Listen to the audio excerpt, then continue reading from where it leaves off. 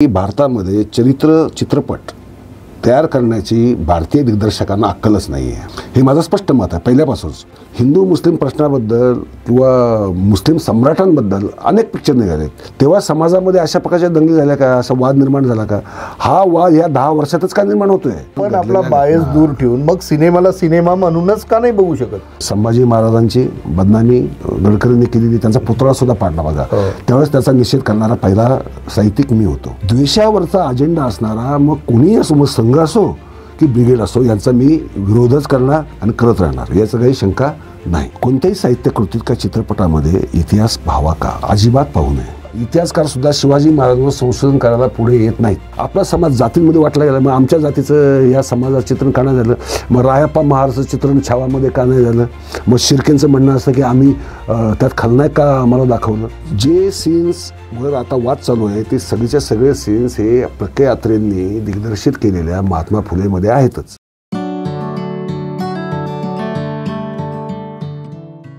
मित्रांनो नमस्कार. आपल्या लाडक्या स्टोरीटेल कट्ट्यावर मी संतोष देशपांडे आपलं मनापासून स्वागत करतो. मित्रांनो, आजचा विषय खूप वेगळा आहे. तसा आपला प्रत्येक विषय वेगळाच असतो, मात्र आजचा विषय खूप रिलेव्हंट आहे. रिलेव्हंट अशा दृष्टीने की आपण जे काही चित्रपट पाहतो, वाचन करतो, त्यामध्ये नवीन ज्ञान मिळवायची देखील अर्ज असते, माहिती मिळवायची देखील अर्ज असते आणि मनोरंजन देखील असते. मात्र असं दिसून येतं की अनेकदा आपण ह्या सगळ्यांमध्ये गल्लत करतो आणि त्याचं खापर फुटतं त्या कलाकृतीवरती किंवा त्या चित्रपटावरती किंवा त्या पुस्तकावरती, आणि त्या अर्थाने आपण कुठेतरी असहिष्णू होतो असं म्हटलं जातं.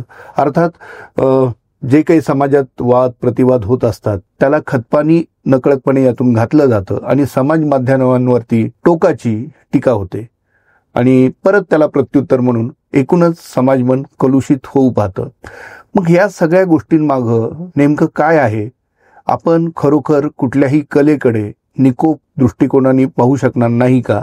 आणि हाच विषय मी आज आपणासमोर घेऊन येत आहे आणि त्यासाठी बोलतं करतो आहे आपले सर्वांचे लाडके लेखक, इतिहास संशोधक संजय सोनोनी सर यांना. नमस्कार. नमस्कार.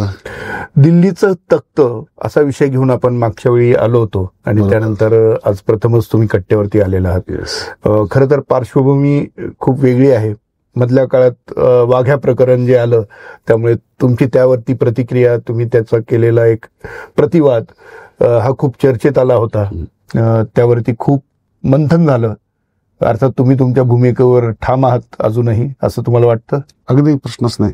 बरं, आज आपण खरं एक विषय असं घेतलेला आहे की खरंच आपण कुठल्याही कलाकृतीतून इतिहास शोधायला हवा का? म्हणूनच तुम्ही सर्जनशील लेखक देखील आहात, त्याचवेळी इतिहास संशोधक देखील आहात.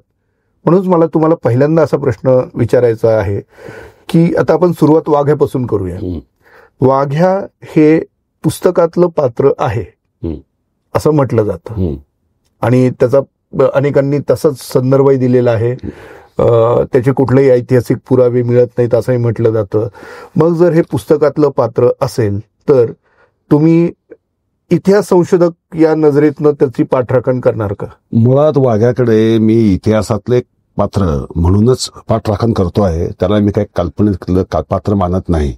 राजसन्यास नाटकाच्या अर्पण पत्रिकेत, लक्षात घ्या, नाटकात नाही, अर्पण पत्रिकेत तो शब्द आला वाघ्या, आणि त्याने कशी जळत्या आगीत उडी घेतली आणि त्याचं इमानी कसा होता याबद्दलचं वर्णन अर्पण पत्रिकेत आहे, नाटकात नाही.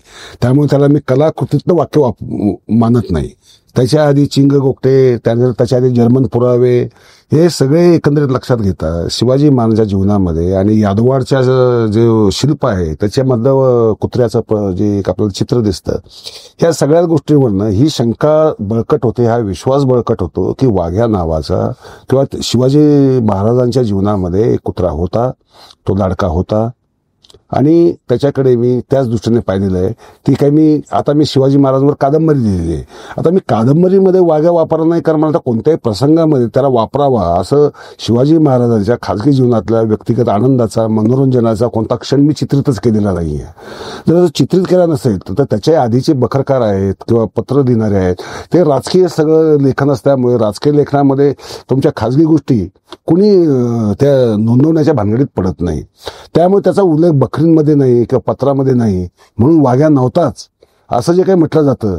कारण इतिहासामध्ये एखाद्या गोष्टीचा प्रत्यक्ष लेखी पुरावा नाही म्हणजे ती व्यक्ती नव्हतीच असं म्हणणं म्हणजे आपण काय म्हणू, त्याला इतिहासावर अन्याय करणारा आहे किंवा त्याला पुराव्यांचा अर्थ न समजण्यासारखं आहे. त्यामुळे इतिहासकार या भूमिकेतच मी वाघ्याकडे पाहतो आणि तो होता. आता ज्यांना पुरावे मान्यच करायचे नाही आहेत आणि आपलाच हेका चालवायचा आहे असा जो वर्ग आहे, जो राजकीय हेतूंनी प्रेरित आहे किंवा त्यांना जातीय हेतूंनी प्रेरित आहे, अशा लोकांना मात्र त्याचा विपर्यास केलेला आहे. आणि त्याच्यामुळे निरर्थक, खरं तर हा वाद अत्यंत निरर्थक होता. 2012 सालीच होऊन गेला होता, तरी सुद्धा त्याबद्दल कधी ना कधी काही ना काही आता 13 वर्षांनी ते कुसपट काढलं गेलं. त्याला काही अर्थ नव्हता. बरं, नाही, मी तुम्हाला इथे थांबवतो यासाठी की हा जो आता तुम्ही छान संदर्भ सांगितलात की वाघ्या हे इतिहासातलं पात्र होतं असं तुम्ही मानता, कथेतलं नव्हतं. नाही, बरोबर आहे. मग जर उद्या तुम्ही इतिहास लिहायला घेतलात तर वाघ्या त्याच्यात असेल का? जर मी इतिहास लिहायला घेतला शिवाजी महाराजांचा, तर मी जे काही पुरावे आज उपलब्ध आहेत, इंग्रजांची पत्र, डच पत्र, जर्मन कागदपत्र, इंग्रज कागदपत्र, या सर्व कादंबऱ्या संदर्भ ग्रंथांचा आधार घेऊन मी त्यांच्या जीवनात आलेल्या व्यक्ती असतील, प्राणी असतील, त्यांचा घोडा किंवा घोडी असेल किंवा त्यांच्या तलवारी असतील, त्या कुठून आल्या, कशा आल्या, त्यांच्या तोफा असतील, त्या कशा आल्या, कुठं आल्या की स्वतः बनवल्या, यापासून शिवाजी महाराजांनी प्रिंटिंग प्रेस पण चालू केला होता रायगडावर असं म्हटलं जातं. त्याच्या संदर्भातले काय काय पुरावे उपलब्ध आहेत किंवा काय नाही आहेत, हा सगळ्या गोष्टी त्या इतिहासामध्ये येतील. परंतु कादंबरीमध्ये या गोष्टी येण्याचं काही कारण नाही, कारण तो तिथे महत्वाचं नसतं. तिथे महत्वाचं असतं कादंबरीत संदर्भ महत्वाचे नसतात, संदर्भ असतात ना महत्वाचे. परंतु तुमच्या कादंबरीमध्ये एक लक्षात घ्या, कलाकृती म्हणजे काय असतं. कलाकृतीमध्ये तुम्हाला काहीतरी दाखवायचं असतं, एक कोणता तरी एक उद्देश असतो, म्हणजे त्याचं कलात्मक चित्रण करणं आणि त्यातला तो एक प्लॉट लागतो, म्हणजे कुठून पासून कुठपर्यंत. समजा मी प्लॉट का निवडला, शिवाजी महाराजांनी शपथ घेतल्यापासून त्यांचा राज्याभिषेक होईपर्यंतचा हा पट आहे. आता शिवाजी महाराजांनी अत्यंत छोटी सुरुवात करून एवढं मोठं राज्य जे उभं केलं, रायगडला राजधानी बनवलं आणि बंदरं ताब्यात घेतली. मी त्यांच्या जे एक रयतप्रेमी, प्रजाहितदक्ष राजा कसा निर्माण झाला आणि त्यांना संकट कोणते संकटांना तोंड द्यावं लागलं, त्याच्यावर मी अर्थातच त्याच्यावर भर दिला. मी त्याच्यावर शिवाजी महाराजांच्या व्यक्तिगत जीवनावर अजिबातच भर दिलेला नाहीये. किंवा ते काय खात होते, काय पित होते, ते त्यांच्या ज्या पत्नी आहेत, महाराण्या आहेत, त्यांच्याशी त्यांचे नेमके संबंध कसे होते, त्यांचे संवाद काय व्हायचे, याचं मी यत्किंचितही वर्णन केलेलंच नाहीये. कारण ते रिलेव्हंट नाहीये, म्हणजे माझ्या कादंबरीच्या दृष्टीने रिलेव्हंट नाही. पण ज्यावेळेस आपण इतिहास म्हणतो त्यावेळेस प्रत्येक बाब जी आहे, प्रत्येक बाजू, सागरी किल्ले, कोणते किल्ले बांधले, जंजिरा किल्ला शिवाजी महाराजांना का घेता आला नाही, असं जंजिरा किल्ल्यात काय होतं, मग तिथला सिद्धी कसा होता, तिथे मी सर्व जी पात्र आहेत, म्हणजे विजापूरचा आदिलशाह असेल, औरंगजेब असेल, त्याची मुलं असतील, त्यांच्यापासून ते जे सगळे त्यांच्या सभोवतालचे, म्हणजे बाजी घोरपडे असेल किंवा जावळीचा मोरे असेल, हा मी इतिहासामध्ये उल्लेख करेल त्याचा. कादंबरीमध्ये मी जर आवश्यक वाटलं तरच ती घटना घेईल, कारण माझा तो एक क्रम ठरलेला असतो आणि त्यातनं मला शिवाजी महाराजांचं एक व्यक्तिमत्व उभारायचं आहे. म्हणजे एक लेखक म्हणून तुम्हाला एक नॅरेटिव्ह ऑलरेडी तुमच्या मनात तयार असतं, तुम्हाला हे अशा पद्धतीने करायचं आहे किंवा हा संदेश पोहोचवायचा. अगदी. पण जेव्हा तुम्ही इतिहास लिहिता, इतिहास म्हणून लिहिता, तेव्हा तसा उद्देश असतो असं नाही. तुम्हाला फॅक्ट्स तिथं समोर मांडायचे, फक्त फॅक्ट्स मांडायचे असतात, सगळे पुरावे द्यायचे असतात, निष्कर्ष सुद्धा द्यायचा नसतो. हे झालं, याच्यानंतर हे झालं, कारण सुद्धा आपण स्वतःच्या मनाची द्यायची नसतात. ऐतिहासिक कादंबरी असं ज्याचा आपण उल्लेख करतो, तर ती प्रमाणित करण्याची कुठलीही यंत्रणा आपल्याकडे नाहीये आणि त्यामुळेच मला वाटतं हा सगळा वाद होत असतो. मग अशा याच्यात कुठली कादंबरी खरोखर ऐतिहासिक आहे किंवा नाहीये, का फक्त काळ इतिहासातला आहे म्हणून ऐतिहासिक? जगातली एकही ऐतिहासिक मनोरंजन आणि कादंबरी ऐतिहासिक नसते, हे सगळ्यांनी समजावून घेणं अत्यंत आवश्यक आहे. शेक्सपियरने ज्युलियस सीझर असेल, क्लिओपात्रा असेल किंवा मॅकबेथ असेल, ही ऐतिहासिकच नाटकं लिहिली ना, परंतु त्यात ती इतिहास वाचायचा का इतिहासाचा अभ्यास करायचा म्हणून संदर्भ म्हणून ती एकाने वापरल्याचं आपल्याला उदाहरण देता येणार नाही. कारण काळ एखादा माणूस निवडतो, एखादी व्यक्ती निवडतो, त्या व्यक्तीकडे तो प्रत्येक जण वेगवेगळ्या दृष्टीने पाहत असतो. शिवाजी महाराजांकडे मराठी एका दृष्टीने पाहतील, विजापूरचे लोक किंवा कर्नाटकचे लोक वेगळ्या दृष्टीने पाहतील, आणि त्यांनी जर कादंबरी लिहिली तर त्यातले शिवाजी महाराज अत्यंत वेगळे दिसतील आपल्याला. गुजरातचा माणूस लिहिल तर त्याचे दृष्टिकोन आपल्याला अत्यंत वेगळा दिसेल. किंवा आपण जर राणा प्रतापवर, मराठी माणसाने राणा प्रतापवर कादंबरी लिहायचं ठरवलं तर तो मराठी राजपूत संबंध काय होते काय नाही याची जी सायकोलॉजी आहे, सायकोलॉजीचा जो प्रभाव पडलेला आहे त्याचा प्रभाव पडलेला असणार आहे. त्याच्यामुळे खरं म्हणजे इतिहासावरची कादंबरी हे इंटरप्रिटेशन असतं. एखादी व्यक्तीबद्दल आपल्याला नेमक्या कोणत्या दृष्टीने तिला रंगवायचंय, नायक दृष्टीने रंगवायचंय, खलनायक दृष्टीने रंगवायचंय, मग तो आहे उपलब्ध पुराव्यांचाच कसाही वापर करू शकतो किंवा तो दुर्लक्षित करू शकतो की या पुराव्यांची मला गरज नाहीये. कारण लेखकांमध्ये दोन प्रकार आहेत. एक म्हणजे पॉलिटिकली मोटिवेटेड रायटर्स, म्हणजे ज्यांचे काहीतरी विचारधारेला ते प्रचार करायचा आहे, प्रसार करायचा आहे म्हणून तो वापरायचं. आणि आपल्याकडे महापुरुष स्वातंत्र्य लढ्यात सुद्धा त्यांना आयडॉल्स बनवलं गेलं, अनेकांना बनवलं गेलं. त्याचं कारण होतं की आपल्या स्वातंत्र्य लढ्यासाठी काही आयडॉल्सची आवश्यकता होती. त्यामुळे त्या काळात उदंड स्वरूप आलं की ऐतिहासिक व्यक्तींचं चरित्र अत्यंत वेगळ्या पद्धतीने मांडायचा प्रयत्न करायचा. आता सावरकरांचं 57 बंड किंवा 7 सोनेरी पाने ही जी पुस्तकं लिहिली गेली ती स्वातंत्र्य युद्धाला पूरक म्हणून आणि एक लोकांमध्ये प्रेरणा निर्माण व्हावी म्हणून. म्हणजे असं जर हेतुपूर्वक लिहिलं गेलं लेखन त्याच्यामध्ये इतिहास शोधता येत नाही. आणि ज्यावेळेस काही लोक मात्र केवळ कलाकार असतात, खरोखर कलावंत असतात, त्यांना असं एखाद्या व्यक्ती त्याला व्यक्ती भावते आणि त्या व्यक्तीचं जीवन त्याला त्याच्या पद्धतीने मांडायची एक इच्छा होती. उदाहरणार्थ मी क्लिओपात्रावर एक कादंबरी लिहिली. आता तिथं ग्रीक इतिहासातली इजिप्तची राणी. आता मी तर भारतीय, माझे जे विचार आहेत, माझ्यावरचे जे संस्कार आहेत, जे काही वैचारिक संस्कार, ते क्लिओपात्रा रंगवताना मी युरोपियन पद्धतीने नाही रंगवू शकत. त्याच्यावर कुठे ना कुठे माझ्या भारतीय विचारांचा प्रभाव हा असतो, पडतोच. तो लेखकाचा प्रभाव हा असतोच, नाही तर तो लेखकच नाही, तो पडतोच. तो एकदम अलिप्त होऊ शकत नाही. परंतु त्या पात्राला आपल्याला कोणत्या तरी पद्धतीने रंगवायचं आहे. आता एक कुटील, कारस्थानी, सुंदर आणि तरीही महत्वाकांक्षेने झपाटलेली आणि सर्व जगाचं साम्राज्ञी होण्याचा प्रयत्न करणारी स्त्री ही मला रंगवायची. मी त्या दृष्टीने सगळे रचना करणार ना माझी. त्यामुळे त्यात अनेक गोष्टी नाहीयेच, म्हणजे ज्याची मला गरज वाटली नाही इतिहासातल्या अनेक गोष्टी. उदाहरणार्थ ज्युलियस सीझरचं प्रवास वर्णन आहे, म्हणजे त्यांनी स्वतःचं आत्मचरित्र लिहिलं आहे, पण ते आत्मचरित्र जर्मेनिया, फ्रान्स वगैरे या भागात त्यांनी जी युद्ध केली त्याच्याबद्दलच होतं. आणि मला त्या युद्धांची माझ्या कादंबरीमध्ये रेफरन्स घ्यायची सुद्धा गरज नव्हती. त्यामुळे तिचं चित्रण ते झालं. म्हणजे इतिहास वेगळा आणि कादंबरी वेगळी अगदी. मग वाघ्या हा इतिहासात दडलेला होता म्हणून तुम्ही त्याचा पुरस्कार करताय. मग तो कादंबरीत आहे त्याचं काय? कोणत्या कादंबरीत आहे? असं राजसन्यास मध्ये त्याचा उल्लेख आहे? नाही, राजसन्यास नाटकामध्ये वाघ्याचा उल्लेख नाही, हे मी मगाशी सांगितलं. अर्पण पत्रिका का लिहिलं असेल त्यांनी? अर्पण पत्रिकेत त्यांनी का दिलं असणार? त्यांनी अर्पण पत्रिका दिलेली आहे. नाटक आहे संभाजी महाराजांवर, लक्षात. बरोबर. वाघ्या कुत्रा होता शिवाजी महाराजांचा. बरोबर. म्हणजे राजसन्यास नाटक आणि वाघ्या कुत्रा यांचा अर्थार्थी काही संबंध नाही. बरोबर. तरी त्यांनी वाघ्याला का अर्पण केली की चिंग गोपटेने 1905 लिहिलेल्या पुस्तकातच वाघ्याचं नाव नव्हतं दिलं त्यांनी. त्यात वाघ्या नाव लिहिलेलं 1905 साली. 5 साली.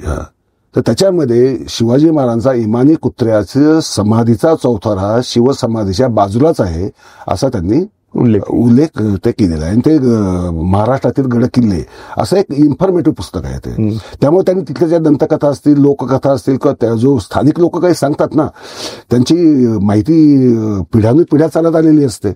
त्यामुळे त्यांनी त्याचा उल्लेख केला. वाघ्या हे नाव आलेलं जर्मन कागदपत्रांमध्ये आलेलं ते 1854 सालच्या पुस्तकांमधलं आहे. म्हणजे वाघ्या हे नाव होतं, कुत्रा होता आणि तो काही अचानक गडकरींच्या अचाट कल्पना शक्तीतनं जन्माला आले नाही. आणि एखाद्या कुत्र्याला एखादा माणूस कादंबरी अर्पण करेल हे तसं संभवत नाही, कारण त्यांनी लिहिलंय काय ते आपण नीट अर्पण पत्रिका आपण फार पूर्ण वाचत नाही सहसा.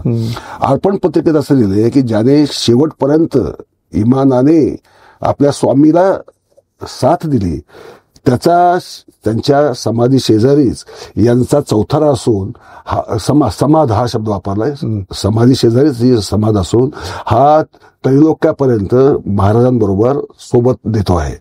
म्हणजे एखाद्या कुत्र्याला एखादा लेखक किंवा कलावंत एखादी गोष्ट अर्पण करतो तेव्हा त्याच्यावर त्या याचा काय म्हणून आपण त्या पात्राचा, म्हणजे त्या पात्रच म्हणायला पाहिजे ना, त्या पात्राचा, इतिहासातल्या पात्राचा केवढा मानसिक प्रभाव असेल याची आपण कल्पना करू शकतो. पण आज अवहेलना करण्यासाठी आणि त्यासाठी गडकरींना शिव्या दिल्या जातात, याचं मला खरं तर वाईट वाटतं. की एक प्रतिभावंत लेखक आहे, त्यांनी जे ते काही वर्णन केले ते त्यांनी त्याच्या मजदुराप्रमाणे केलं, त्यांच्या प्रतिभेप्रमाणे केलं. तुम्हाला ते आवडलं नसेल. राजसंन्यास नाटकातलं मी बोलतोय आता मी अर्पण पत्रिकेवर बोलत नाही, तो तुमचा प्रश्न आहे. मुळात ते नाटकच अपूर्ण आहे, त्यामुळे त्याच्यावर कोणतीही टिप्पणी करणं हे सुद्धा खरं अन्याय आहे. म्हणजे लेखकावर अन्याय आहे आणि एक सुसंस्कृत वाचक म्हणून, सुसंस्कृत नागरिक म्हणून सुद्धा ते अन्याय आहे. बरोबर. अर्थात त्याला वेगळी किनार आहे या सगळ्या टीका टिप्पणीला, पण आपल्याला काही त्यामध्ये जायचं नाही. आपला आजचा जो विषय आहे तो अशा कथा, कादंबऱ्या आणि चित्रपटांमधून आपण खरंच इतिहास शोधायला हवा का, या सगळ्याची आणखी एक पार्श्वभूमी अशी आहे की नुकताच छावा चित्रपट रिलीज झाला, त्याला भरघोस यश मिळालं, त्याचा एक मोठा इम्पॅक्ट असं म्हणू आपण तो समाजात पाहायला मिळाला. दुसरीकडे अलीकडे जात एक चित्रपट येतो आहे फुले म्हणून, महात्मा फुलेंवरती, त्या संदर्भात एक खूप वादविवाद चर्चा सुरू आहे. आणि या सगळ्या पार्श्वभूमीवरती समाज माध्यमातून जोरदार दोन्ही बाजूनी, कारण इथं आता मधला असा गटच राहिलेला नाही, एकतर पूर्ण इकडे किंवा पूर्ण तिकडे, तर अशा दोन्ही गटांमध्ये तुंबळ युद्ध सुरू आहे. अर्थात हे वैचारिक युद्ध आहे का नाही याविषयी साशंकता आहे. मात्र सिनेमॅटिक लिबर्टी ह्या शब्दाचा आपल्याकडे एकतर अर्थ घेतला जातो किंवा गैरअर्थ घेतला जातो. ते स्वातंत्र्यपूर्ण उपभोगायचं का त्याचा गैरवापर करायचा हे त्याचा खरं तर प्रश्न असतो. मात्र अशा कलाकृतींमुळे समाजात एक वेगळाच मेसेज जातो. सर, ह्या सिनेमॅटिक लिबर्टीकडे तुम्ही कसं पाहता? असं आहे की दिग्दर्शक जो आहे तो एक कलावंत असतो. जसं आपण लेखक ज्यावेळेस कादंबरी लिहितो त्यावेळेस त्याच्या समोर एक प्लॉट असतो, एक इंटरप्रिटेशन असतं, आणि तो त्याचं मग लेखन कौशल्य कसं आहे पुढची गोष्ट आहे, किंवा तो कसं वर्णना करतो प्रसंगांची हे त्याचं लेखकाचं कौशल्य, तसंच दिग्दर्शकाचं आहे. दिग्दर्शक आपापल्या वकुबाप्रमाणे आपल्या मनातलं इंटरप्रिटेशन साकार करायचा प्रयत्न करत असतो. दुसरी गोष्ट अशी की भारतामध्ये चित्रपट तयार करण्याची भारतीय दिग्दर्शकांना अक्कलच नाहीये, हे माझं स्पष्ट मत आहे पहिल्यापासूनच. म्हणजे महात्मा गांधींवरचा पिक्चर करायला रिचर्ड अँटन बरोबर यावं लागलं आणि त्या चित्रपटाने इतिहास घडवला आपल्याला माहिती आहे. पण भारतातून निर्माण झालेले जे चरित्रपट आहेत, मग तो पटेलांवरचा असो, सरदार पटेलांवरचा किंवा नरेंद्र मोदींवरचा असो, हे चित्रपट अक्षरशः धादांत फेल गेलेले आहेत. किंवा सावरकरांवरचा चित्रपट पण म्हणू, तो सुद्धा फेल गेलेला आहे. याचं कारण काय? याचं कारण असं आहे की तुम्ही एखाद्या व्यक्तीकडे भक्तिभावाने बघून ज्यावेळेस काही कृती निर्माण करायला जाता त्यावेळेस काही अवास्तव गोष्टी, काही काल्पनिक गोष्टी, काही असंगत गोष्टी ह्या येत असतात. आता फुले चित्रपटाचा मी ट्रेलर पाहिला आणि प्रख्यात्रेने दिग्दर्शित केलेला महात्मा फुले चित्रपटही पाहिला. आता आणि त्याला मला वाटतं राष्ट्रपतींचं पुरस्कारही मिळालेला आहे. आणि आता जो चित्रपट आहे त्याच्याबद्दल जी चर्चा चालू, जी दृश्य वगळायला सांगतायत, त्यातलं एक सगळीच्या सगळी दृश्य जी वगळायला सांगितली त्या आत्रेंच्या चित्रपटात आहेत. त्यावेळेस मात्र लोकांनी असं काय कांगावा केला नाही. त्यावेळेस काही लोकांनी असं म्हटलं नाही की हा काहीतरी कोणावर तरी अन्याय करणार आहे, हे अनैतिहासिक आहे किंवा काही आहे, असा कांगावा केला नाही. उलट राष्ट्रपती पारितोषिक मिळालं, सेन्सॉर बोर्डाचं सर्टिफिकेटही तात्काळ मिळालं. तसेच प्रसंग या ट्रेलरवरनं लक्षात येतं की, आणि जी काही यादी दिलेली वगळायला सांगितले किंवा नोट डाऊन करायला सांगितले, असे जे प्रसंग आहेत ते सगळे प्रसंग तर त्या महात्मा फुलेंच्या चित्रपटामध्ये ऑलरेडी आलेले आहेत. मग हा कांगावा का? मग जे तुम्ही तसं जे म्हणाले की हा वैचारिक वाद नाही राहिलेला, हा कशामुळे तरी माझी बदनामी होते, कोणामुळे तरी माझी बदनामी होते, कोणत्या तरी प्रसंगामुळे माझी बदनामी होते. जसं छावा चित्रपटात शिर्के कुटुंबियांना असं वाटलं की आता आमची यात बदनामी होते. त्या चर्चेतही मी सामील होतो. मी तर सांगितलं होतं की त्यात शिर्केंचाही संबंध नाही आणि ब्राह्मणांचाही संबंध नाही, संभाजी महाराजांना पकडून द्यायला. त्याची कारण आपण वेगळ्या गोष्टी शोधली पाहिजेत, त्याचा अभ्यास केला पाहिजे. तसंच या प्रकरणात होतंय. या प्रकरणात काय होतंय की ज्या गोष्टी इतिहासाने ज्या सिद्ध केलेल्या आहेत त्या दाखवण्याच्या पलीकडं, आणि तेही काही क्षणांसाठी, याच्या पलीकडं कोणा जातीचं किंवा धर्माचं किंवा कोणाचं नाव घेऊन बदनामी व्हावी किंवा जाणीवपूर्वक त्याची हेटाळणी व्हावी असा काही प्रकार नाही. छावा चित्रपटाचं मात्र उलट होतं. मी फेसबुकला लिहिलंही होतं की या चित्रपटामुळे एकच गोष्ट झाली, छावामुळं संभाजी महाराजांचं खरं चरित्र पुढे आलं की नाही आलं हा भाग वेगळा, परंतु सामाजिक आणि धार्मिक वाद या चित्रपटाने वाढवले. हा चित्रपट डोक्यावर काय घेतला गेलेला आहे, संभाजी महाराजांचं जे बलिदान जे झालं त्याचा आवाज तो म्हणजे काय म्हणून आपण त्याला 40% लांबी जवळपास, आणि मुस्लिमांवर राग व्यक्त व्हावा ही त्याच्या मागे दिग्दर्शकाची जर मूळची जर कल्पना असेल तर हे होणं स्वाभाविक होतं. चित्रपट चालला. आता गल्ला भरू चित्रपट निर्माण करायचा म्हणून एखाद्या भावनेला, एखाद्या धार्मिक भावनेला किंवा जातीय भावनेला काय म्हणून आपण त्याला समर्थन देणारं किंवा त्याला चेतवणारं किंवा त्याला पाठबळ देणारं जर हेतूच जर तसा असेल, म्हणजे आर्थिक हेतू असेल किंवा प्रसिद्धी हा हेतू असेल, तर मग अशा प्रकारच्या कलाकृती निर्माण होणं आणि त्याला पाठबळ मिळणं, सेन्सॉर सर्टिफिकेट सुद्धा मिळणं. कारण मी आता परवाच एका ठिकाणी बोलताना म्हटलोय की भारतामध्ये सेन्सॉर सर्टिफिकेटची गरजच काय, सेन्सॉर बोर्डाचीच गरज काय. याचं कारण दोन. आता इंदिरा गांधींची काँग्रेसची राजवट होती त्यावेळेस किस्सा कुर्सी का चित्रपटावर काय झालं, बॅन आला, बरोबर.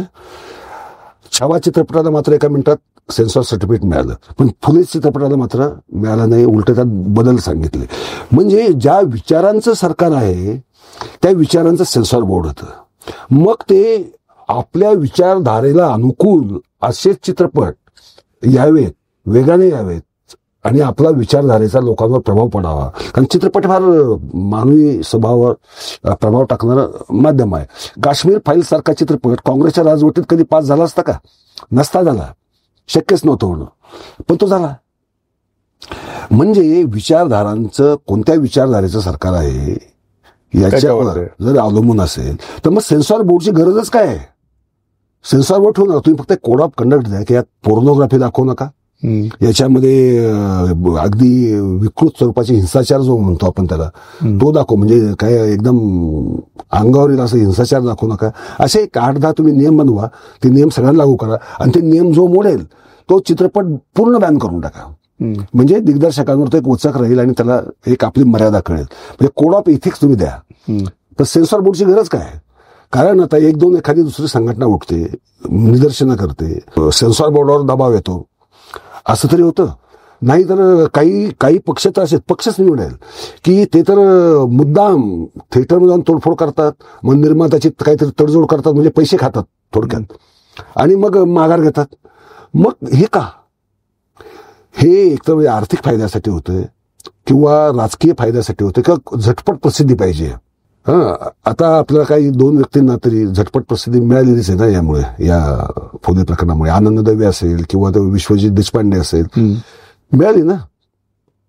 मग या स्वस्त प्रसिद्धीच्या व्यापामध्ये आपण समाजामध्ये वादळ निर्माण करतोय, तेढ निर्माण करतोय. आणि आज कारण नसताना तो चित्रपट आला असता 11 तारखेला नेहमीप्रमाणे, तर मला 1 आठवड्यावर तो चालला नसता. हे मी आताच तुम्हाला सांगतो, चालला नसता. आता काय होईल? उत्सुकता वाढेल, लोक आता उत्सुकता वाढली. आणि दुसरी गोष्ट अशी झाली की जी बदनामी त्यांना टाळायची होती, की बदनामी झाली त्याच्या 10 पट बदनामी झाली ना आता. कारण समाज माध्यमांमध्ये त्याच्यामुळे संताप कोणाच्या विरुद्ध जास्त? ब्राह्मण समाजाविरुद्ध संताप आला ना. काही गरज काय होती हे करायची? तू दुर्लक्ष करू शकत होता का? पाहायचं नाही मला, तुम्ही नका बघू, असं तरी एक भूमिका घ्यायला पाहिजे होती. नाही, प्रश्न असा आहे की म्हणजे तुम्ही म्हणताय तिकडेच येतोय, पण काय आहे की सिनेमॅटिक लिबर्टी, मी तुम्हाला प्रश्न तो विचारला होता, तो काही घेऊन दाखवणं हे योग्य आहे का? योग्य वाटतं का? खरं तर सिनेमॅटिक लिबर्टी घेत नाही असा एकही दिग्दर्शक नसतो.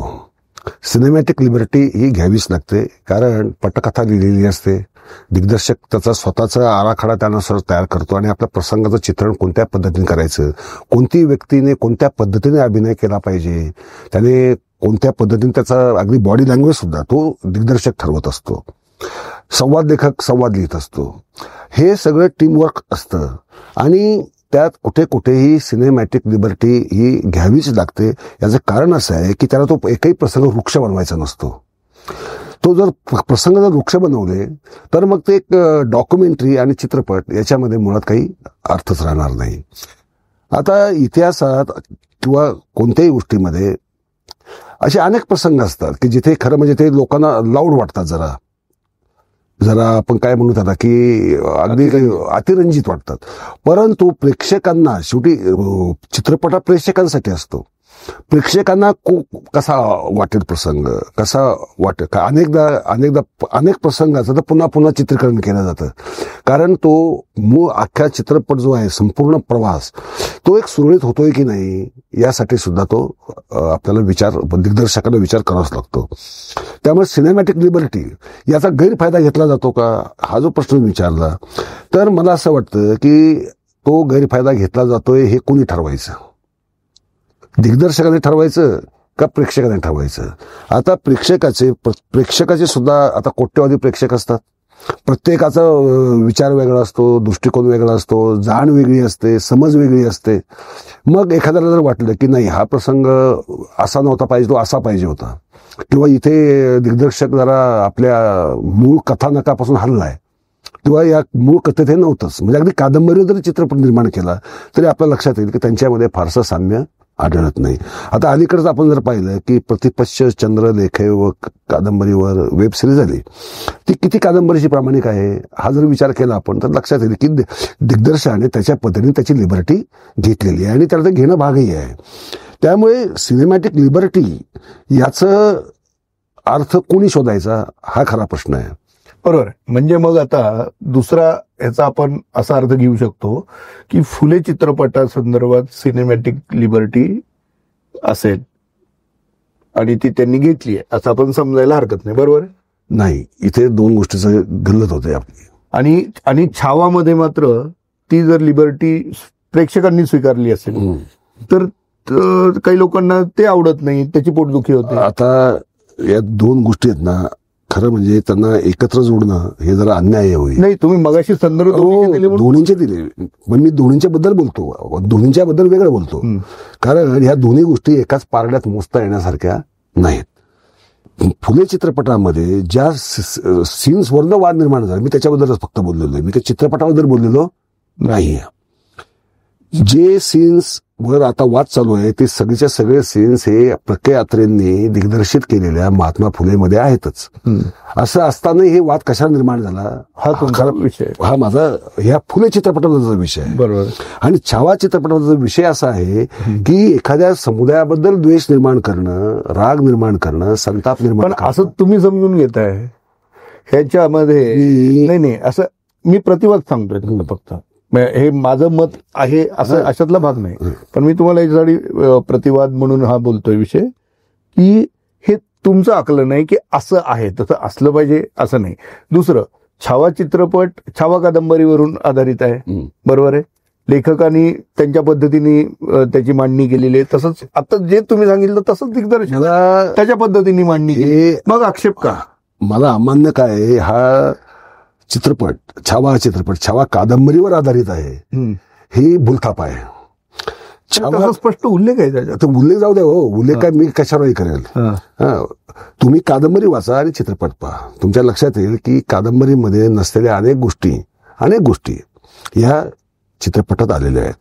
आता सिनेमॅटिक लिबर्टी ही दिग्दर्शकाने आपल्या विषयाला खुलवण्यासाठी, त्याचे प्रसंग अजून प्रभावी होण्यासाठी किंवा चांगले होण्यासाठी केला पाहिजे.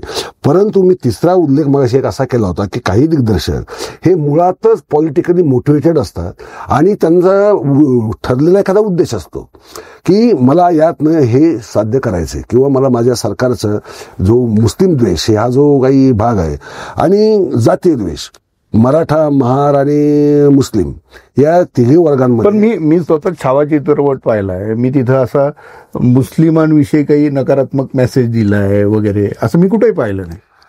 तो दृश्य जे दाखवलंय ना, संभाजी महाराजांचा जो पराकुटे छळ करण्यात आलेला आहे ते वास्तव जरी असलं, मी तर कादंबरीच दिली त्या प्रसंगावर. तुम्ही चित्रपट पाहिलाय का सर? पाहिलं छावा? हो, पाहिलं ना. परंतु तुम्ही म्हणताय एक गोष्ट अशी आहे की त्या ह्याला जास्त महत्व दिलेलं आहे शेवटच्या काही भागामध्ये, हो. त्या प्रसंगाला, आणि ते त्याची लिबर्टी असं आपण नाही म्हणू शकत. ती आपण म्हणू शकतो, तसं म्हणू शकतो, म्हणजे तो झाला प्रतिवाद तुमचा. ओके. परंतु दुसरी गोष्ट अशी की त्यातनं साध्य काय झालं? औरंगजेबाच्या कबरीचा विषय काय निघाला? औरंगजेबाच्या कबरीचा विषय निघण्याचं कारणच काय?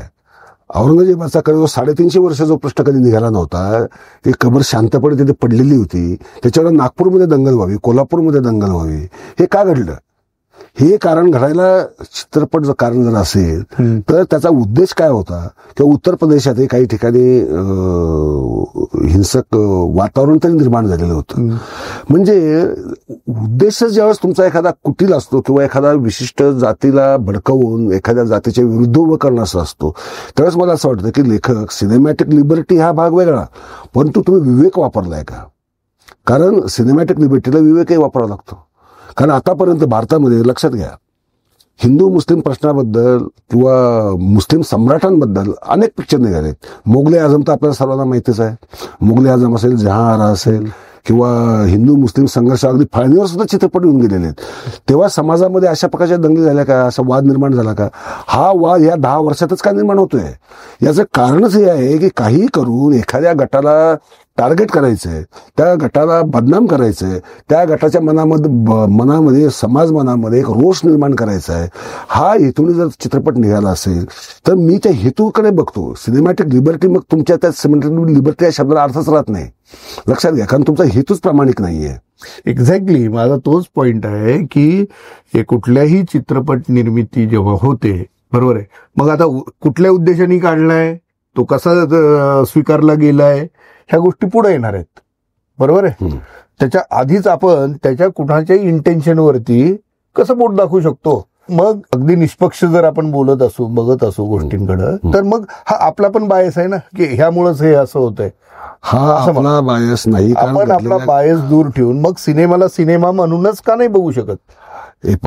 बरोबर आहे का नाही? तात्विक दृष्ट्या जर म्हटलं तर कादंबरीमध्ये किंवा चित्रपटामध्ये इतिहास शोधत बसू नये, हे अगदी बरोबर आहे.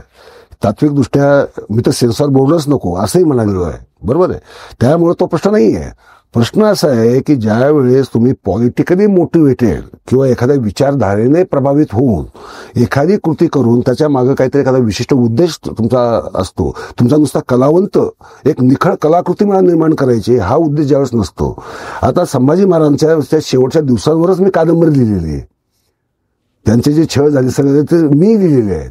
त्यांच्या मनातल्या वेदना, आक्रोश तो मी लिहिलेला आहे. आपल्या स्टोरीटेलवरती आहे, ती आहे मी मृत्युंजय, मी संभाजी, तो आहे. परंतु त्याच्या मागचा जो त्यांच्या अंतर्मनातनं चाललेली आंदोलनं, वेदना दाखवणं, हा त्याचा खरा भाग होता. ती तुमची लिबर्टी आहे. हा, बरोबर, माझी लिबर्टी आहे. हाच प्रसंग समजा एखाद्या दिग्दर्शकाला सांगितलं की तू आता हा प्रसंग तू सिनेमातून दाखव, तरी त्याच्या पद्धतीने दाखवला. आता कोण कसा रिसीव्ह करेल, ऐका, माझा हा मुद्दा आहे, त्याच्यावरती तुमचा हक्क राहत नाही ना. राहतो, तो अशासाठी राहतो की ज्या वेळेस समाजावर काय परिणाम होणार याची आधीच जाणीव असते. लक्षात ठेवा, जाणीवपूर्वक एखादी गोष्ट करणं आणि तुम्ही एक कलाकृती निर्माण करायची म्हणून कलाकृती निर्माण करणं, या दोन गोष्टीत खूप मोठा जमीन आसमानाचा फरक आहे. कारण मी हेतू ठेवून एखादा, तुम्ही पुस्तक लिहिता तेव्हा एक नॅरेटिव्हच असतं, ते पण नॅरेटिव्हच असतं, परंतु त्याच्या मागे कोणता विशिष्ट उद्देश नसतो ना. कोणता नॅरेटिव्ह हाच एक उद्देश आहे? नाही, नॅरेटिव्ह हा उद्देश नाही. कलावंताचं नॅरेटिव्ह म्हणजे त्याने जे एखाद्या पात्राबद्दलचं त्याचं जे आकलन आहे ते आकलन मांडणं, हे त्याचं नॅरेटिव्ह आहे. हा झाला एक भाग. आणि आपण पॉलिटिकली मोटिवेटेड नॅरेटिव्ह मांडायला जातो, म्हणजे संघाचा नॅरेटिव्ह असेल, बीजेपीचं नॅरेटिव्ह असेल किंवा काँग्रेसचं नॅरेटिव्ह असेल, कोणाचंही असो, हे नॅरेटिव्ह कोणत्याही पक्षाच्या बाजूने असो, विचारधारेच्या बाजूने असो, जेव्हा मांडलं जातं. रशियाचे चित्रपट आठवा तुम्ही आधीचे, सगळे कम्युनिझमचा कादंबऱ्या सुद्धा बघा, अनेक लेखकांना देश सोडून जावं लागलेलं आहे. म्हणजे ते सुद्धा चीनमध्ये बघा तुम्ही, चीनमध्ये तुम्ही आज एक कम्युनिझमच्या विरोधामध्ये एक अवाक्षर काढू शकत नाही, नाहीतर जेलमध्ये सडावं लागतं. मग अशा रीतीने ज्यावेळेस लेखन केलं जातं, सरकारला काय म्हणू आपण बरं वाटेल किंवा एखाद्या वर्गाला बरं वाटेल, त्यावेळेस त्या लेखनामध्ये कलाकृतीच राहत नाही. लक्षात त्या प्रचारकी कादंबऱ्या बनतात. त्याचा छावा हा प्रचारकी, अप्रत्यक्षरित्या प्रचारकच पिक्चर बनला. दुःख त्याचं आहे. मला त्या कलाकृतीबद्दल किंवा सिनेमॅटिक लिबर्टीबद्दल काही म्हणणं नाही आहे. माझं म्हणणं आहे की त्याच्या मागचा तुमचा छिपा उद्देश काय आहे. तुम्ही कोणतं नॅरेटिव्ह, कोणत्या पक्षाचं नॅरेटिव्ह किंवा कोणत्या विचारधारेचं नॅरेटिव्ह पुढे नेत आहे, हा खरा प्रॉब्लेम आहे. मला असं वाटतं, म्हणजे विथ ड्यू रिस्पेक्ट, छावा चित्रपट इतका लोकप्रिय झाला असता तर तुम्ही असं म्हणलाच असता असं नाही. नाही, तसं काही नाही. याचं कारण असं आहे की चित्रपट समजा लोकप्रिय नसता झाला. आता मोदीवरचा पिक्चर कुठे लोकप्रिय झालाय का? सावरकरांचा पिक्चर कुठे लोकप्रिय झालाय? तरी मी त्यांचं नाव घेतलीच ना. याचं कारण असं आहे की मुळात सावरकर चित्रपट सुद्धा एक विशिष्ट उद्देशाने प्रेरित होऊन बनवलेला आहे. मोदींवरचा चित्रपट विशिष्ट उद्देशाने प्रेरित होऊन बनवलेला आहे. मग तिथे सिनेमॅटिक लिबर्टी हा प्रश्नच उरत नाही. तिथे मुळात आधीच ठरलेलं आहे मला काय दाखवायचंय आणि काय सांगायचंय आणि कोणाचा प्रचार करायचा, कोणत्या विचारधारेचा प्रचार करायचा आहे. रशिया आणि चीनमध्ये तेच झालेलं आहे किंवा कम्युनिस्ट राष्ट्रांमध्ये. भारतातही आतापर्यंत हेच होत आलंय. आणि काँग्रेसचं राज्य होतं तर मग काँग्रेसचे नॅरेटिव्ह, गांधीवादाचं नॅरेटिव्ह किंवा कम्युनिस्टांचे नॅरेटिव्ह सांगणारे चित्रपट चालायचे. राज कपूरचे सगळे जर चित्रपट म्हणून पाहिले तर कम्युनिझमचाच नॅरेटिव्ह सांगणारे आहेत. बरोबर आहे. ते सुद्धा प्रचारक चित्रपट होते ना, ते सुद्धा प्रचारक होते. मग हे पण ते चित्रपट आता गेल्या 10 वर्षाचे चित्रपट स्वीकारलंच की समाजाने. स्वीकारलं याचा अर्थ काय होतो? कोणत्या प्रकारच्या विचारधारेचा प्रभाव समाजावर आहे, त्यामुळे ते स्वीकारायचं की नाही स्वीकारायचं ठरतं. आता RSSच्या विचारधारेचा प्रभाव समाजावर आहे, स्वीकारलं, त्यामुळे समाजाने स्वीकारला. कारण आता फक्त ह्याला हरकत ज्यांना ही विचारधारा मान्य नाही अशांची आहे. आपला प्रश्न असा आहे, आपल्या विचारधारेवरती आजचा एपिसोड नाहीच आहे. आपला प्रश्न असा आहे की सिनेमा असेल किंवा चित्रपट असेल किंवा आपण ज्याला कुठली साहित्यकृती असेल, त्याच्यामध्ये आपण इतिहास शोधायला हवा का नाही? ते दोन्ही उत्तर देतो. स्वीकारण्याची जी गोष्ट होती, मी म्हटलं हिटलरला लोकांनी स्वीकारलेलंच होतं. ठीक आहे, कोणाला मानायचं, न स्वीकारणारा मानायचं का स्वीकारणारा मानायचं, हा प्रश्नाचा सगळ्यांनीच विचार करायला पाहिजे. हिटलरला स्वीकारा असं आजच्या जगात कोणीही म्हणणार नाही, खुद जर्मनीत लोकही म्हणणार नाहीत.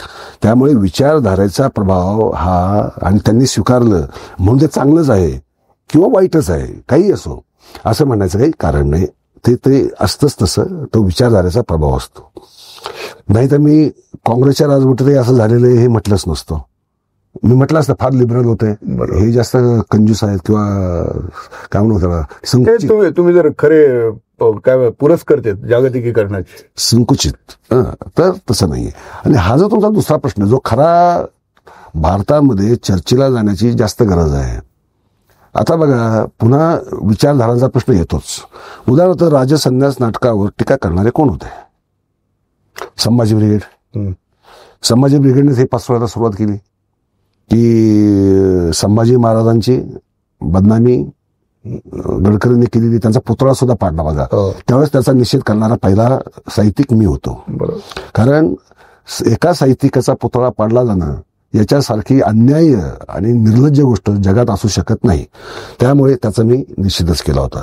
ही विचारधारा कट्टरतावादी आहे. ही विचारधारा जर द्वेष निर्माण करणारी आहे, म्हणजे संघ जसा मुस्लिम देशाचं राजकारण करतो तसे हे ब्राह्मण देशाचं राजकारण करतात. हे म्हणजे एका द्वेषाचं प्रत्युत्तर म्हणून दुसरा द्वेष चालत नाही ना, परंतु तो केला जातो. मुळात मी लेख लिहिलेला आहे अख्खा त्याच्यावर की राम गणेश गडकरींनी संभाजी महाराजांची खरंच बदनामी केली आहे का, शिवाजी महाराजांची बदनामी केली का, केलेली नाही. हे माझा ते वाचून, म्हणजे अर्धवट जरी असं नाटक, ते वाचून माझा विरोध झाला. कारण खलनायकाच्या तोंडी ते संवाद आहेत. खलनायकाच्या तोंडी जर संवाद असतील तर ती लेखकाने केलेली बदनामी कशी असू शकेल? कारण तुम्ही नाटकामध्ये नायक असतो, खलनायकही असतो. खलनायक जर नायकाची तारीफ करायला लागला तो खलनायकच राहत नाही ना, म्हणजे ते स्वाभाविक आहे. तसंच बाबासाहेब पुरंदरेंबद्दल वाद निर्माण झाला त्यांच्या राजा शिवछत्रपतीबद्दल.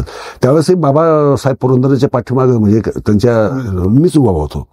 म्हणजे मी अक्षरशः त्यावेळेस जीवावरचे संकट पत्करलं त्यावेळेस. पण मी माझ्या विचारावर ठाम राहिलो, कारण त्यांनी त्यातले नको त्या मुद्द्यांना घेऊन तोडफोड करून आरोप केले. कारण त्यांचा फक्त ब्राह्मण द्वेष हा अजेंडा होता. द्वेषावरचा अजेंडा असणारा मग कोणीही असो, मग संघ असो की ब्रिगेड असो, यांचा मी विरोधच करणार आणि मी केलाच पाहिजे आणि करत राहणार, याचं काही शंका नाही. आता तिसरी गोष्ट जी सर्वात महत्वाची आपल्या आजच्या चर्चेची जो मूळ विषय होता की कोणत्याही साहित्य कृतीत किंवा चित्रपटामध्ये इतिहास पाहावा का, अजिबात पाहू नये. याची मी तुम्हाला 2 उदाहरणं देईल. शेक्सपियरने क्लिओपात्रा लिहिलं असेल, Julius Caesar, Antony, Mark Antony यांच्यावर नाटकं लिहिलेली आहेत. परंतु 16व्या शतकातल्या युरोपने याने इतिहासाची तोडमोड केली आहे असा कधी आरोप केला नाही. कारण त्यांना माहिती होतं की शेक्सपियर हा नाटककार आहे. आणि त्यांनी काय पाहिलं की त्यांनी त्याची जी व्यक्तिचित्र जी रंगवली, त्यातनं जीवनाचं दर्शन किती विशाल होतंय, किती अचाट होतंय आणि किती अद्भुत होतंय, याच्याकडे पाहिलं. म्हणून शेक्सपियर आजही जगातला श्रेष्ठ नाटककार मानला जातो. आणि मराठीचा शेक्सपियर म्हणून गडकरींकडे पाहिलं जातं, हे आपल्याला माहिती आहे. त्यांची अत्यंत नितांत सुंदर अशी नाटकं आहेत. त्यांनी विनोदी लेखनही बाळकराम नावाने केलेलं आहे.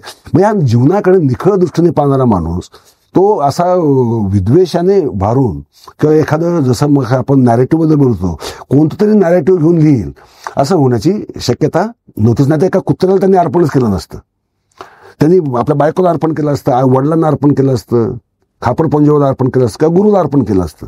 कुत्र्याला कसं अर्पण करेल, केलं नसतं.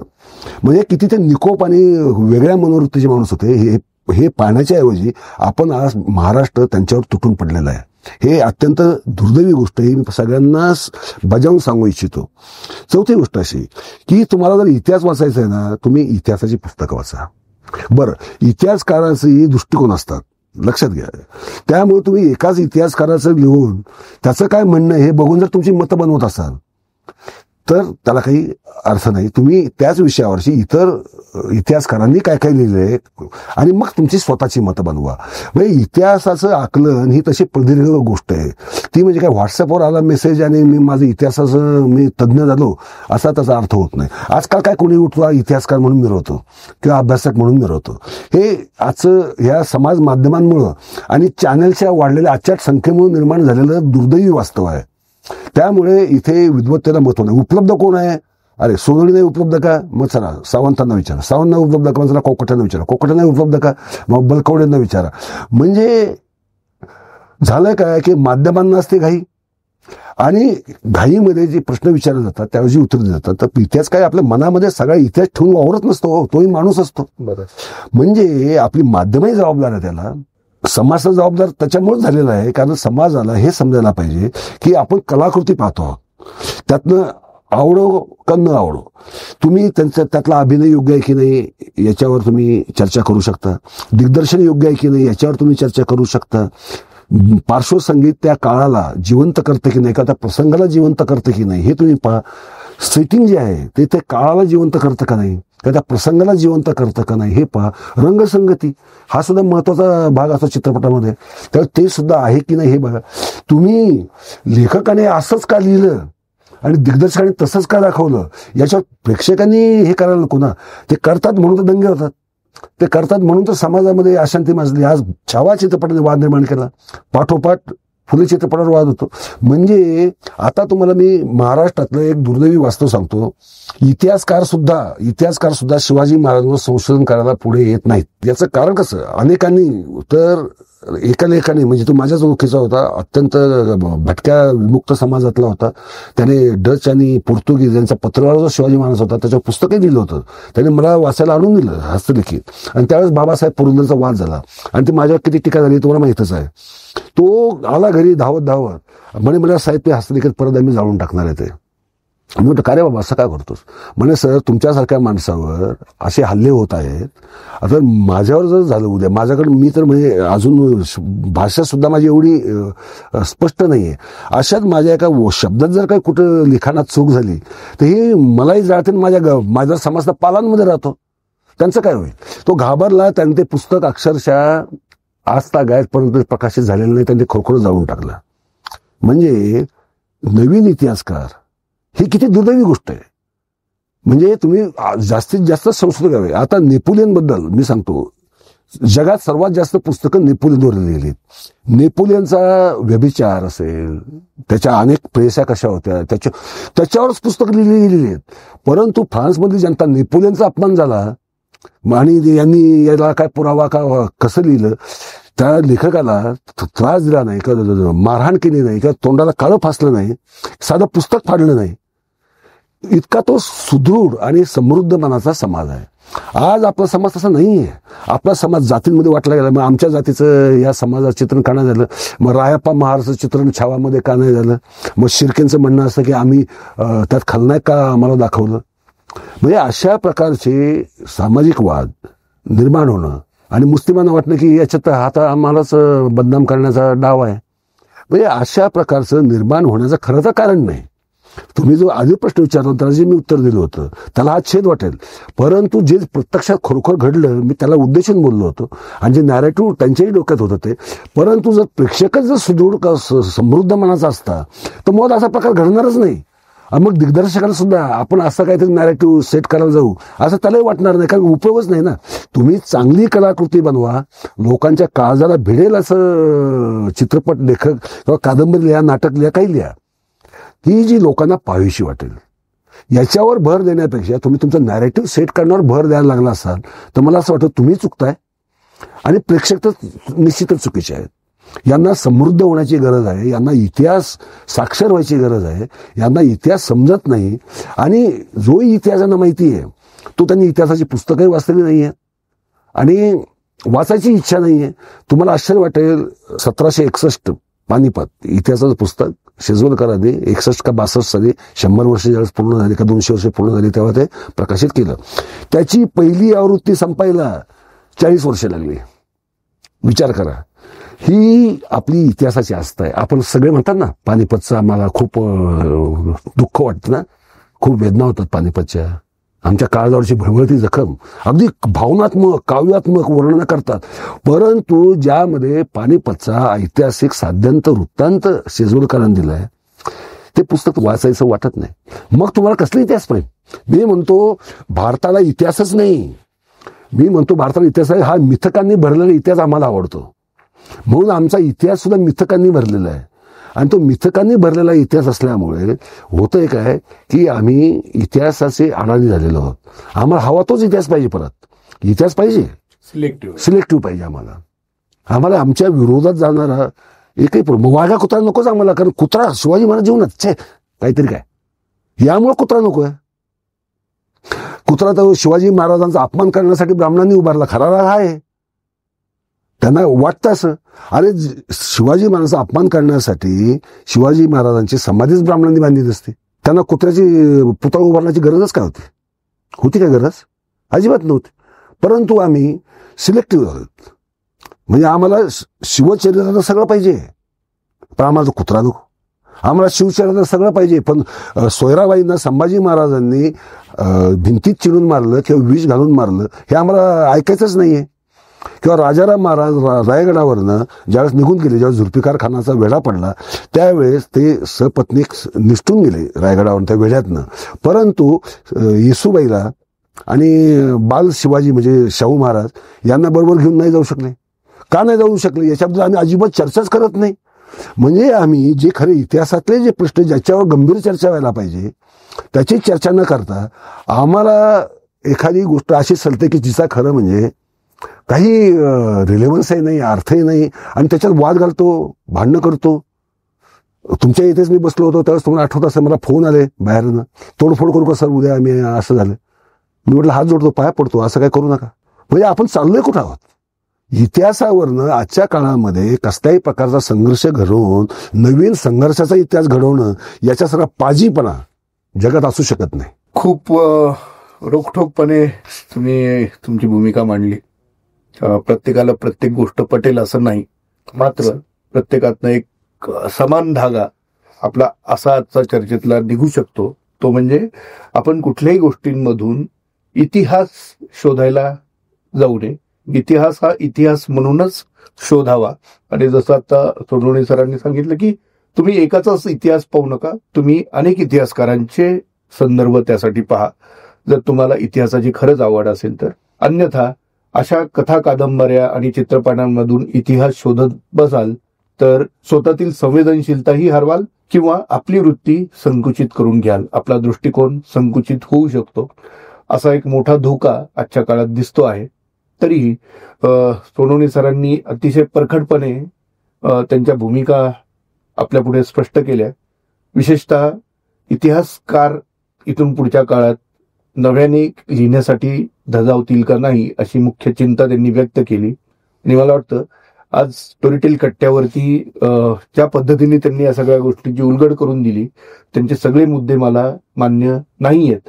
तरी देखील चर्चा होणं ही अतिशय आवश्यक गोष्ट असते. त्यातून चिंतनाला वाव मिळतो. म्हणून सर तुम्ही आज इथं आलात आणि एक चिंतनाला एक नवीन वाट आपल्याला मिळाली असं मी गृहीत धरतो. धन्यवाद. खरं म्हणजे असहमती असणं हा खरा आपण वैचारिक विचारांनी जिवंत असल्याचं लक्षण असतं. आणि सर्वांना मी हीच विनंती करेल की तुम्ही विचार करा, किमान विचार करा. प्रत्येक प्रश्नाला अनेक बाजू असतात, एक किंवा दोन बाजू नसते. एकाच ऐकू नका, एकाच वाचू नका, जसं आता सांगितले तुम्हाला. त्यात लक्ष ठेवा. आणि तुमच्याबरोबर चर्चा करणं हे मला नेहमीच आवडतं. तुमचे प्रश्नही रोखठोक असतात, त्यामुळे उत्तर तशी येणार यात काही शंकाच नाही. कारण नॅरेटिव्ह नसतात ना. नॅरेटिव्ह नसतात.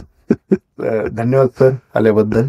आणि पुन्हा एकदा आपण वेगळा विषय घेऊन श्रोत्यांपुढे येऊया आणि आपल्या कट्ट्यावरती त्यांना पुन्हा एकदा बोलूया. श्रोते हो, खूप खूप धन्यवाद. तुम्ही आमचा हा संवाद ऐकलात.